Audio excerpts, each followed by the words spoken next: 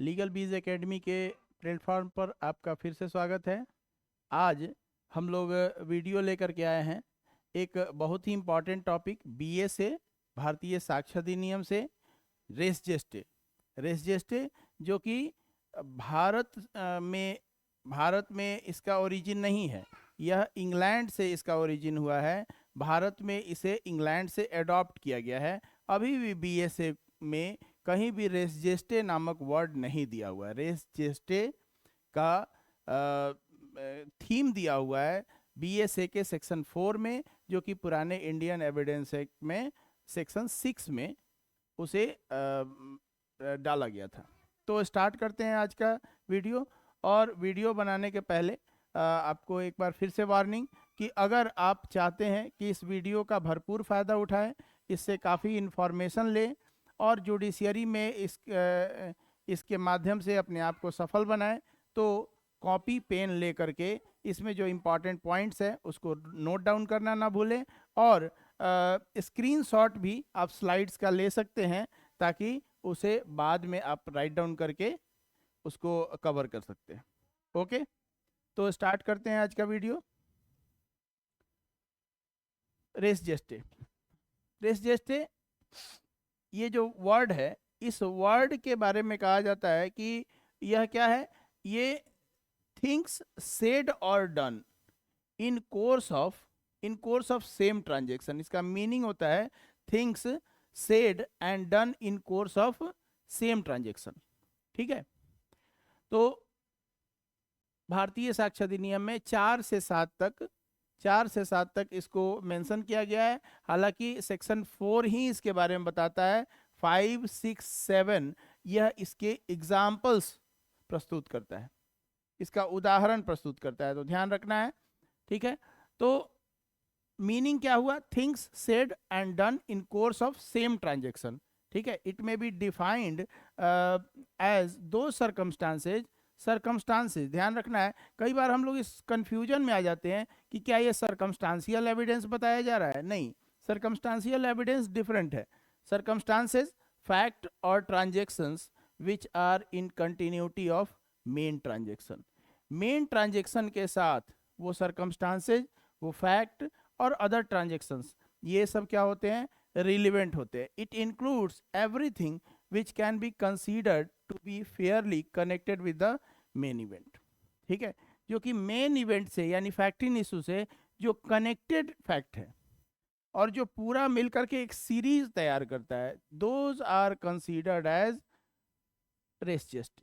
ठीक है, तो अब यह बात कर रहे हैं कि the essence of doctrine is that a fact which though not in issue is so connected. बहुत इंपॉर्टेंट लाइन है ये कि so connected with the fact in issue as to form part of the same transaction becomes relevant by itself।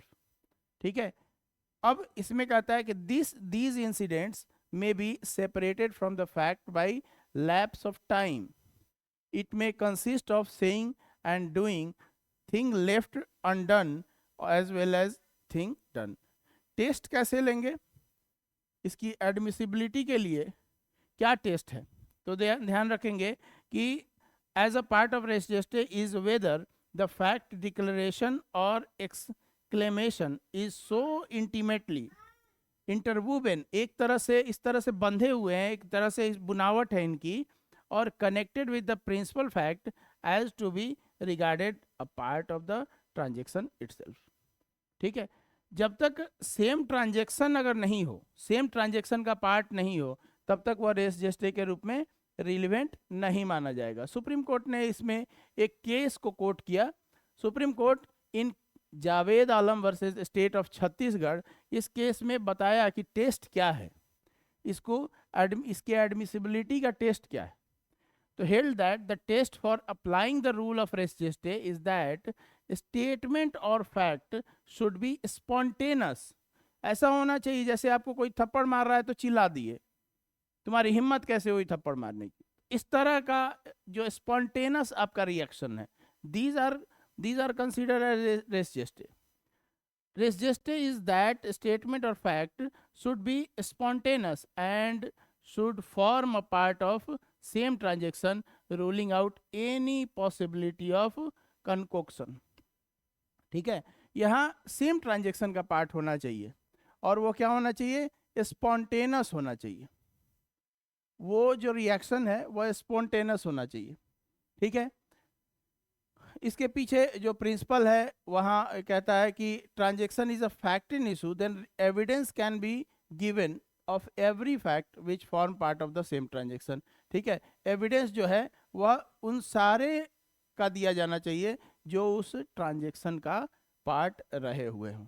ठीक है, it serve the purpose of completing the missing link, the rationale behind making certain statements or fact admissible under section 4 of BSA is on account of the spontaneity and immediacy of such a statement or fact in relation to the fact in issue।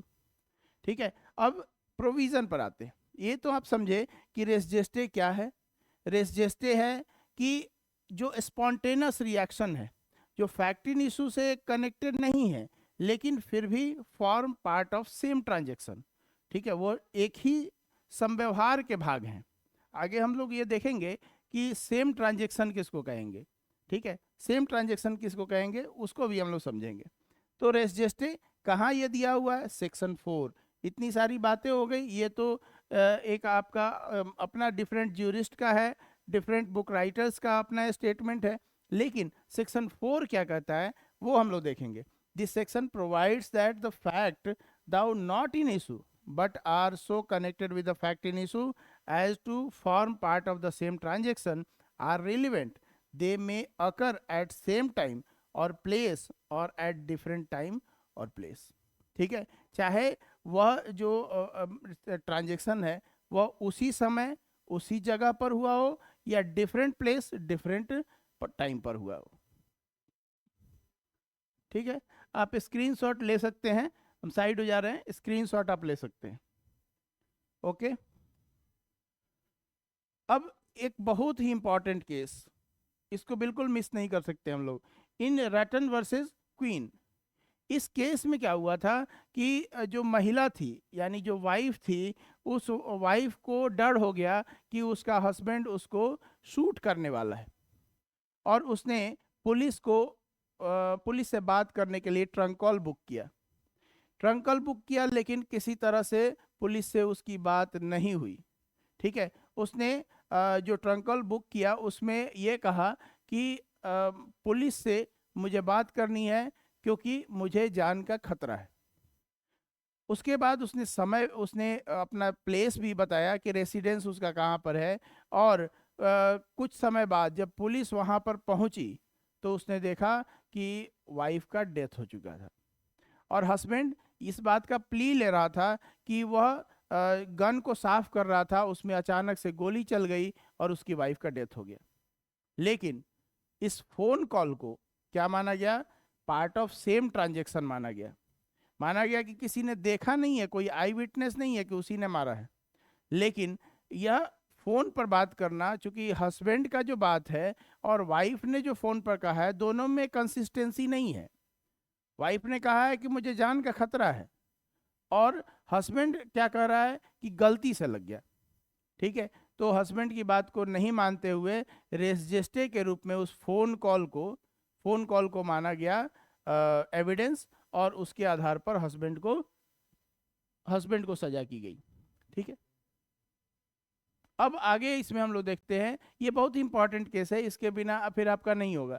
Next हम लोग देखेंगे कि अब same transaction, इतने बार ये word use हो चुका है सेम ट्रांजेक्शन, ये क्या है। तो सेम ट्रांजेक्शन कहीं भी डिफाइन नहीं है, लेकिन स्टीफन महोदय ने इसके बारे में क्या कहा है। स्टीफन आपको बता दे कि इंडियन एविडेंस एक्ट को बनाने वाले, ड्राफ्ट करने वाले थे स्टीफन। तो स्टीफन महोदय ने इसके बारे में क्या कहा है कि a transaction is a group of fact connected together to be referred to by a single legal name। ठीक है, सब मिलकर के क्या बनाते हैं, एक सिंगल लीगल नेम बनाए, एक क्राइम बनाते हैं, एक रॉन्ग बनाते हैं, एक कॉन्ट्रैक्ट बनाते हैं, और any other subject of inquiry which may be in issue. ठीक है, यानी यह जो ट्रांजेक्शन है वह ग्रुप ऑफ फैक्ट है, और उसमें से कोई भी एक फैक्ट अगर अलग कर दिया जाए तो वह एक जो सिंगल लीगल नेम या फिर क्राइम रॉन्ग हो जो बन रहा है वो नहीं बन पाएगा। तो ऐसे फैक्ट्स को पार्ट ऑफ सेम ट्रांजेक्शन के रूप में माना गया। ठीक है, इस पर एक इंपॉर्टेंट केस है Gentela Vijayavardhan Rao versus state of Andhra Pradesh, 1996 का केस है। इसमें सुप्रीम कोर्ट ने क्या कहा कि for the statement to be part of transaction it must be spontaneous. कहा गया कि स्पॉन्टेनस होना चाहिए। वो जो स्टेटमेंट अगर देखा जाए कि स्टेटमेंट को कब रेस जेस्टे का पार्ट माना जाएगा, तो उस स्टेटमेंट को क्या होना चाहिए, स्पॉन्टेनस होना चाहिए, and must be contemporaneous with the fact. ठीक है, वह इस तरह से होना चाहिए कि किसी तरह का कोई कहानी आप नहीं बना पा रहे हैं। ठीक है, स्पॉन्टेनियस है। If the statement is made after the act is over and its maker has time to think and reflect them, it is not relevant. समय हो गया, कहानी गढ़ने के लिए आपके पास समय बन गया, तो वह रिलेवेंट नहीं होगा। बहुत ही इंपॉर्टेंट केस है Gentela Vijayavardhan Rao versus state of Andhra Pradesh. ठीक है, एक और केस है Basanti versus state of Himachal Pradesh. इसमें कहा गया कि शॉर्टली आफ्टर मर्डर, मर्डर के तुरंत बाद क्या हुआ कि the person suspected of murder described the absence of the deceased by saying that he had left the village. The court held that the statement as part of the same transaction and thus relevant. ठीक है, यानी कि तुरंत से वो भाग गया, जैसे ही मर्डर किया उसके बाद वो भाग गया, तो उसका जो एक्ट है वह पार्ट ऑफ सेम ट्रांजेक्शन के रूप में लिया गया और उसको इस चीज के लिए लायबल माना गया। The statement should not be mayor narrative of past occurrence. अब एक केस है सांवल दास वर्सेस स्टेट ऑफ बिहार। ध्यान रखना है कि इस केस में एफआईआर को रेस्जेस्टे का पार्ट माना गया। एफआईआर यानी आपके साथ घटना हो रही है या आपने किसी घटना को अंजाम दिया और तुरंत से जाके एफआईआर कर देते हैं, तो एफआईआर करना यह पार्ट ऑफ सेम ट्रांजेक्शन माना गया।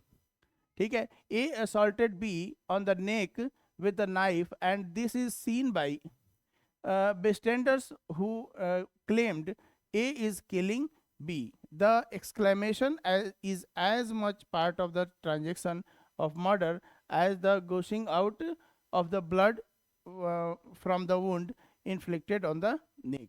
ठीक है, उसमें गर्दन कटा हुआ है, गर्दन कटा हुआ जब आपका गर्दन कट रहा है तो उस समय जो कहा गया बात है, ठीक है, वह क्या माना जाएगा, पार्ट ऑफ सेम ट्रांजैक्शन माना जाएगा। इस पर एक और केस हम लोग पढ़ेंगे वेडिंग फील्ड का, आगे के स्लाइड में आपको मिलेगा। RM Malkani versus state of Maharashtra. इस केस में कहा गया कि कंटेम्पोरेनस टेप रिकॉर्डर को, ये ऑब्जेक्टिव में भी कई बार क्वेश्चन पूछा गया है बिहार जुडिशियरी में कि टेप रिकॉर्डिंग को भी रेस जेस्टे का पार्ट माना गया। किस केस में, RM Malkani versus state of Maharashtra. ठीक है, अगला क्या है कि साइकोलॉजिकल फैक्ट और वर्ड्स एकम्पनिंग फिजिकल एक्ट। ठीक है, तो यहाँ पर क्या है कि कोई अगर इसमें ये बात बताया गया है, आगे एक केस से हम लोग पढ़ेंगे कि wedding field, R versus wedding field का केस है।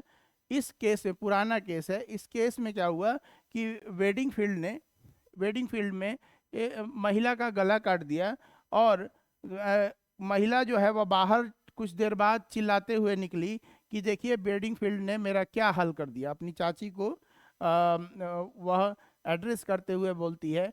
तो यहाँ देखा गया कि जब गला काटा जा रहा है, जैसे हम लोग इसके पहले सावल दास के केस में देखे कि वहाँ क्या है कि वहाँ गला कटते ही बात कहा गया, यहाँ गला कटने के बाद बात कहा जा रहा है, बाहर निकल के दौड़ते हुए, और ये कहा गया। तो इसे कहा गया कि नहीं, आपके पास कहानी गढ़ने का समय था, इतना समय हो गया था एक्ट और स्टेटमेंट के बीच में कि आपके स्टेटमेंट को रेस जेस्टे पार्ट नहीं माना जाएगा, तो इस केस में नहीं माना गया। ठीक है, नेक्स्ट केस है state of Andhra Pradesh versus Panna Satyanarayana. ये केस आप लोग देख लीजिएगा। एक और हम लोग नेक्स्ट देखते हैं, नेक्स्ट स्लाइड कहता है कि हियर से एंड रेस जेस्टे। यह एक इम्पॉर्टेंट पार्ट है कि क्या रेस जेस्टे हियर से एविडेंस के रूप में रिलीवेंट है। हम लोग जानते हैं कि हियर से एविडेंस क्या है।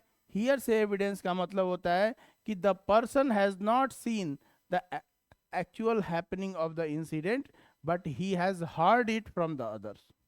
दूसरे से उसने लिया है। तो हियर से एविडेंस का रूल है कि इसको एक्सेप्ट नहीं किया जाएगा। क्यों एक्सेप्ट नहीं किया जाएगा? क्योंकि आपने अपने सेंस ऑर्गन से इसको परसीव नहीं किया है, दूसरे से सुना है। तो हियर से एविडेंस के रूप में रेस जेस्टे को एक्सेप्टेबल नहीं होना चाहिए, लेकिन यह एडमिसिबल है। तो इसलिए कहता है कि हियर से एविडेंस का जो जनरल रूल है उसका एक एक्सेप्शन है, वह क्या है? रेस जेस्टे। क्यों? क्योंकि रेस जेस्टे में भी डायरेक्ट एविडेंस नहीं है, डायरेक्टली किसी ने नहीं देखा है, वहाँ क्या है? दूसरे से ही सुना है, दूसरे से ही देखा है। तो एक इम्पॉर्टेंट केस इसमें आप देखेंगे, फिर से जेंटेला विजयवर्धन राव का केस इसमें आएगा। इसमें कहा गया कि रूल इम्बॉडीज इन सेक्शन 6 और section 4 of new BSA is an exception to general rule that hearsay evidence is not admissible. ठीक है। अब जो सबसे इम्पॉर्टेंट केस है वह है आर वर्सेस फोस्टर का। आर वर्सेस फोस्टर में यानी एक व्यक्ति ने तेज भागती हुई गाड़ी देखी और उसके बाद आगे जा कर के एक व्यक्ति को तड़पता हुआ देखा, और उस व्यक्ति ने कहा कि अभी जो तेज भागती हुई गाड़ी थी उससे उसने मुझे मेरा एक्सीडेंट किया और मुझे मार करके निकल गया। जो विटनेस है, उस विटनेस ने तेज भागती हुई गाड़ी देखा है और उस आदमी को सड़क पर तड़पते हुए देखा है। उसने ये नहीं देखा कि उस गाड़ी ने उसको मारा है। ठीक है। इसके बावजूद भी दोनों सेम ट्रांजैक्शन के पार्ट माने गए और इसलिए रेस जेस्टे के रूप में रिलेवेंट माना गया। ठीक है। तो आई होप रेस जेस्टे को आप अच्छे से समझ पाए होंगे, और इससे मेंस का क्वेश्चन बनता है तो इस पर क्वेश्चन बनाएं, और किसी तरह का कोई डाउट हो, किसी तरह की कोई परेशानी हो तो कमेंट बॉक्स में लिखें, उसको यथाशीघ्र आपको आंसर करने का प्रयास किया जाएगा। ठीक है। Thank you for watching.